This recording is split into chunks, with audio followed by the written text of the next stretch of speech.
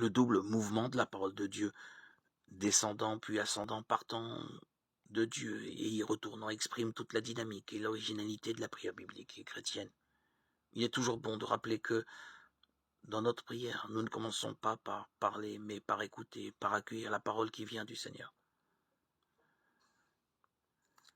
L'oracle du Seigneur, dans la lecture du livre du prophète Isaïe, chapitre 55, 10, 11, insiste sur la nécessité de cet accueil pour que la parole, comme la pluie sur une terre desséchée, accomplisse sa mission en nos cœurs. Alors devient possible la seconde partie du mouvement de la parole lorsque celle-ci a été assimilée. Nous pouvons la faire retourner à Dieu par l'expression de notre prière de réponse. Cela donne une importance singulière à notre propre parole dans la prière. Prière de confiance, de louange ou d'action de grâce et d'intercession. Notre parole devient alors l'expression humaine de la parole même de Dieu.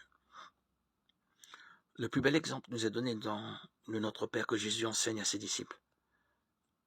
En recevant la parole de Dieu par le témoignage du Fils unique et premier-né, nos cœurs découvrent que le Seigneur est notre Père et qu'il fait de nous ses enfants bien-aimés. Unis au Christ et joignant nos paroles à la sienne, nos cœurs, comblés d'amour filial, peuvent alors exprimer le mieux possible notre prière de réponse.